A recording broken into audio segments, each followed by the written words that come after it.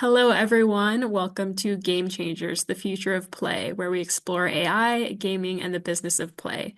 I'm Toni Callahan here with my podcast team, Sarah Ramos, and Hello. today's guest is Derrick Gennrich. He's a player experience manager at 11th Hour Games with over 15 years in the gaming industry, spanning player support, live service ops, and global scale. Derek has held player experience and support leadership roles at studios like Valve, Epic Games, and Iron Galaxy Studios, helping teams launch, scale, and support games that millions of players rely on every day. So today we're going to talk about what a great player experience looks like, how live games are supported at scale, and where automation is changing the way teams operate. Derek, thank you so much for joining us. Thank you. It's my pleasure.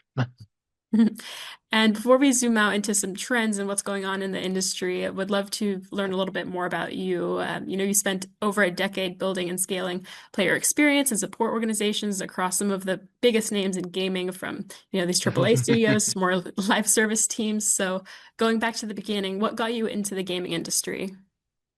So I actually have a pretty cool story. I like to humbly say how I got into the gaming industry. Prior to working in gaming, as with most younger folks, I worked in the service industry and I was a barista for about 5 years. The last place I was working for was a place called Tully's Coffee, and it was located in Bellevue Place, which was a skyscraper in Bellevue, Washington, which is where Valve is located. When I took the position at Tully's, I had no idea that Valve was 10 floors above me. And Valve at the time, and still is today, my favorite developer. Um, I ended up serving Valve employees like Robin, Gabe himself, eventually my eventual boss at the time, Doug, and I kept. He was the head of the Steam support department, and at the time I had still not, gotten my college degrees and whatnot. So on paper, I didn't really have anything to bring to the table. But one day I got off at 10 a.m. instead of 1 p.m. and Doug was like, "Well, why don't you come up and we'll sit down and chat for a bit?" So I, coffee stained uniform at all, go upstairs to Valve and sit down in a room with 5 or 6 other people. They asked me some questions. I was very confident in my answers and woke up the next day to a phone call from Doug asking if I wanted to work, and my career started from there. Oh my goodness, that is just the right place and the right time. Yeah, it's a fun story for sure. I love that. It's definitely a right place, right time one. Yeah, well, I mean, certainly if you can deal with folks before they've had their coffee, you can handle some gamers as well. An Most important definitely. question. Do you remember your boss's I order do. for It's a venti coffee? drip coffee. Black. Good job. Perfect. Good Perfect. job.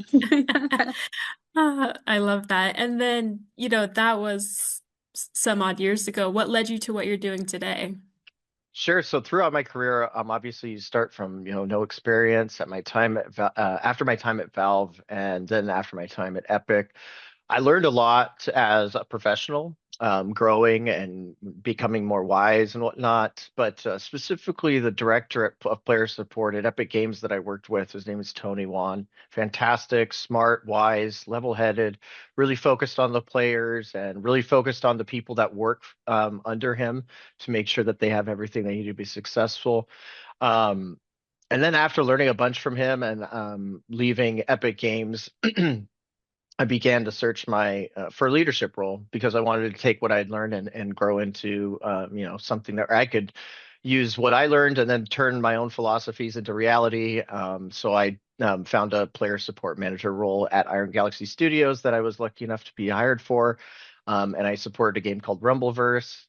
Rest in peace. It was shut down, sadly. But it was a fantastic game, and I built the support department from the ground up there. And then after I was unfortunately laid off from Iron Galaxy, the job hunt was on, and it was a challenge. And I was fortunate enough to land where I am at now with 11th Hour Games as the player experience manager, where I lead their player support and community teams.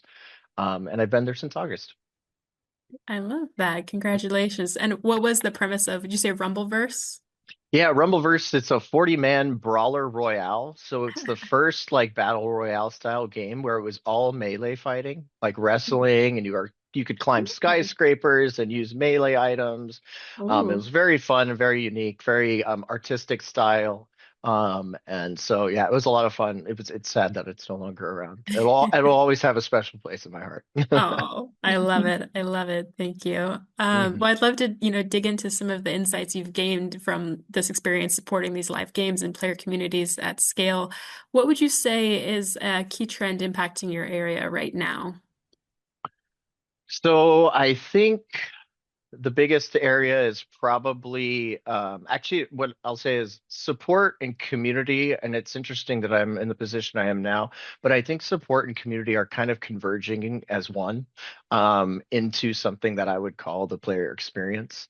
And the reason for this is because our the community is interacting with the players on a regular basis, right? And then the support team is reacting with people who have problems that are playing our game. So what we have is like a convergence of two kind of experiences and two industries, but they're actually just one. Support is dealing with the player experience on a negative aspect and how they can resolve issues, identify trends, etc. And then the community is usually doing fun events, creating player retention and whatnot. And I think that you'll eventually start seeing this pop up more and more, and hopefully it does. I think it's a good approach to it, where the teams work hand in hand because each team is kind of tackling players from different angles, but the angles are very relatable. In other words, what if the community is running an event and the event players are having problem with the event? Well, community may not know about that until player support gets tickets or gets contacts or whatnot. So the convergence of the two into player experience is something that I think is a key trend that's kind of may not be really obvious to a lot of people, but I think it's something that's powerful, and leveraging the two departments together to create a better player experience for your games and for your studio is something that I think is definitely impacting our area. Yeah, definitely. I could see how having a more holistic approach is going to make more sense in the coming years. Um, Yes. and how do you approach challenges? I think the biggest thing with challenges in this industry is that you need to make informed decisions. Challenges can come in all sorts of uh, forms. Like, for example, uh, at Iron Galaxy, when we didn't have any support department, the challenge there is, well, what do we need to support our players? What do we need from a community standpoint? What do we need from a player support standpoint?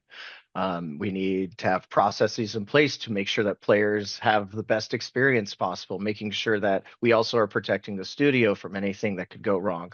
I think that understanding the challenge as a whole and then approaching it in small chunks. I think it's very easy to get overwhelmed with challenges, and I think it's important to break them down into smaller chunks and tackle those one at a time for a overarching goal that resolves those challenges.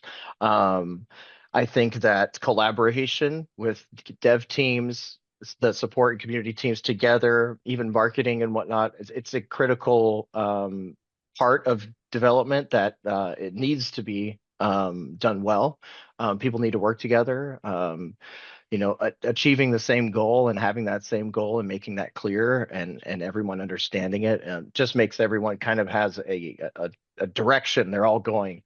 And so I think that's kind of how I approach challenges. I embrace them. I don't let them intimidate me. I think that challenges, it's a reason that I love what I do.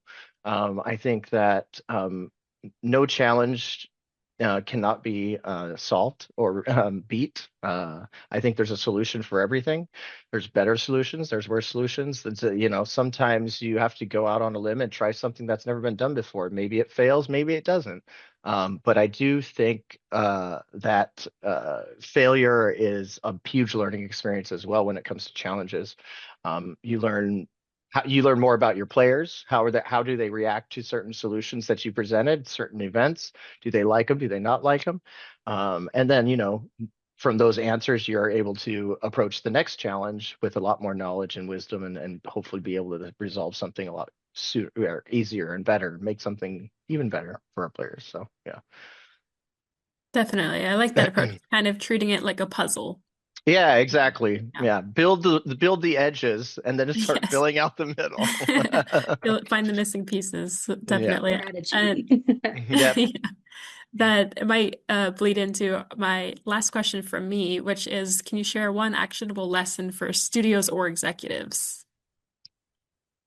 Uh, Actionable lessons for studios or executives. I think um one of the actionable lessons that we can learn, especially given the scope or the landscape of the industry right now, it's not very favorable to employees right now. And I think that one of the actionable lessons is uh it's important to understand what your players want. And listening to your players is one of the most valuable things that studios as a whole can do.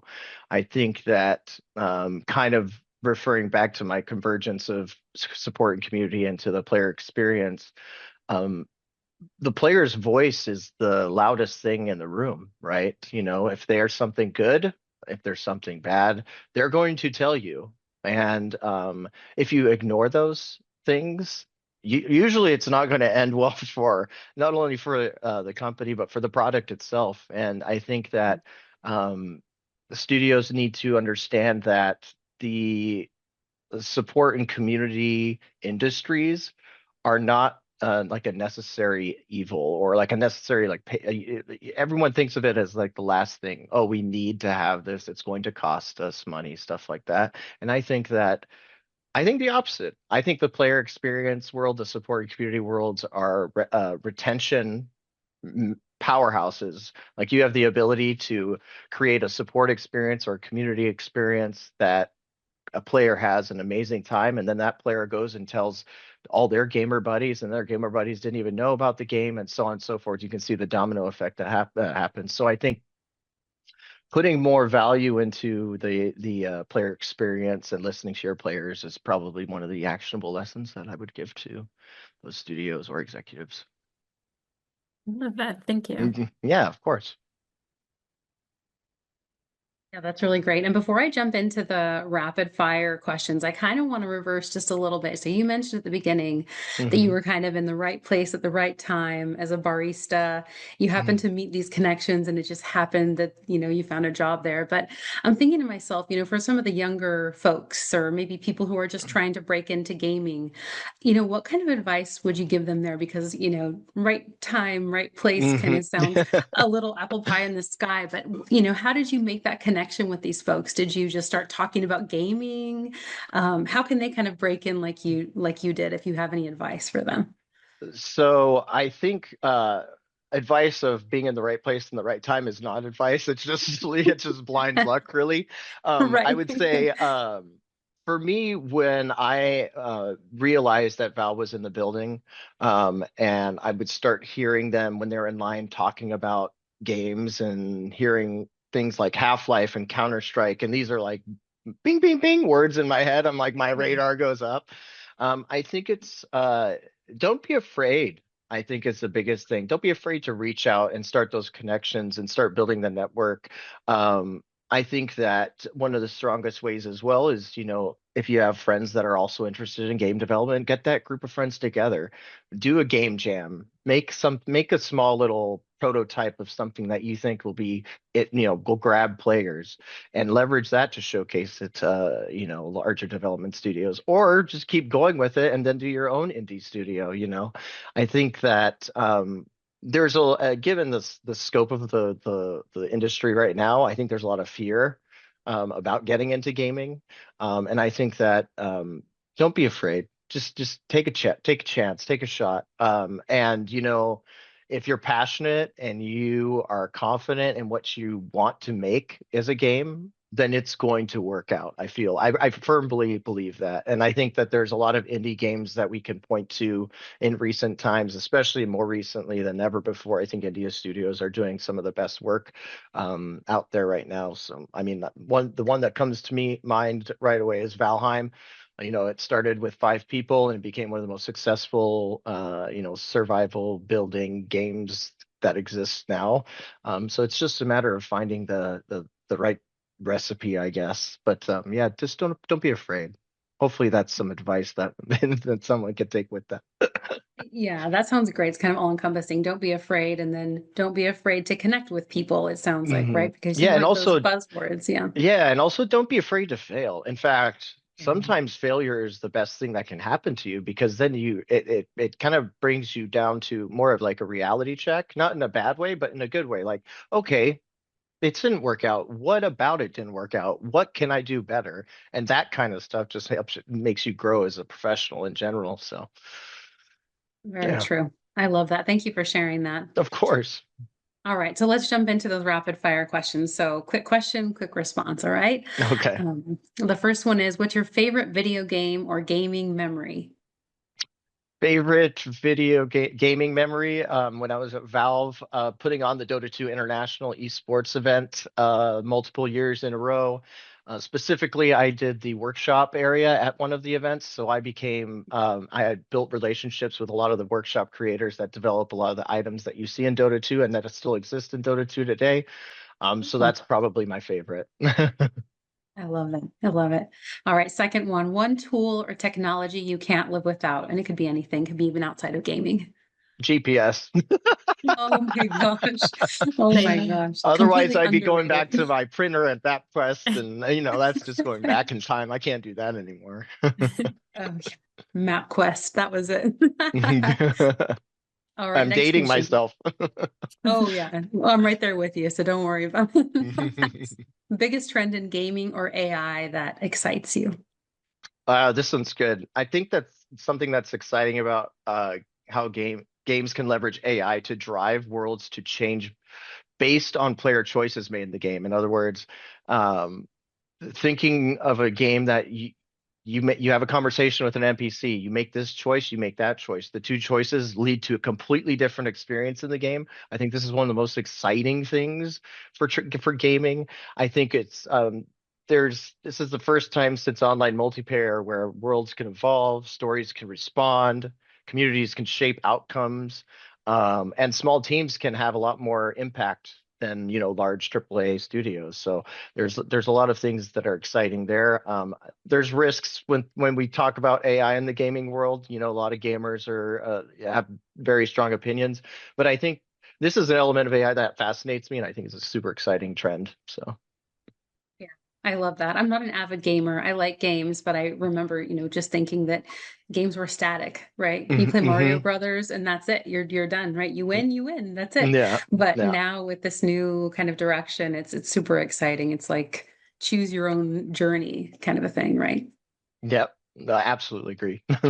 Yeah. All right, next question. One skill studio leaders will need much more of in the next 3 to 5 years. I think studio leaders need to let people cook, let their teams cook. Empower their teams to do things that they are hired to do and trust that they're able to do that. More specifically in my industry, I think, treating player experience as a trust engine and not a cost center is something that I think is something that I think a lot of studio execs would benefit from. It kind of goes back to my answer earlier. So yeah, Yeah, absolutely love that kind of like a center of excellence for the player experience. Yeah, exactly. that's perfect. Okay, last question from me. If you weren't in gaming, what would you be doing? So it's funny to think about this. I kind of have two answers, so I'm going to give them real fast. One, I loved being a barista, and so opening my own boutique coffee shop, and making it unique in some way different than others. Maybe it's a combination of gaming and coffee. Who knows? I don't Ooh, know. I love So that. there's lots of options there. The hardest thing with coffee is there's so much of it out there. So what you got to think of something that makes you different from everyone else. And the other part is I am a DJ as a hobby. So being a producer and making my own music and traveling the world would probably be something else that I'd be interested in doing. That's I great. love So it. the DJing part, you kind of just do that on the side, or do you have like your Yeah, own business? I just do it on the side. I get booked at some events here in Chicago. That's where I'm from, and I'm about to start streaming on Twitch again. I just got the equipment ready to do that again. So I did that during COVID, and that was a lot of fun. I I love love that. that. Whatever keeps us Fantastic. sane during the pandemic. Let me tell you, music is a huge part of my life, and yeah, it definitely kept me sane. I love that. Well, Derrick, thank you so much for coming on the podcast today. I think your experience, shaping player experience and support across some of the industry's biggest games offers a really valuable perspective on how teams can better serve their Great. players, and we really appreciate you sharing your insights with us. Thank you so much. Thank you. It was a pleasure. Thanks for having me on. Of course. For everyone listening, if you enjoyed the episode, please make sure to follow Game Changers, the future of play on Spotify, or visit our website, securaqs.ai, and the details will be in the caption as well. Thank you for joining us, and we'll see you next time.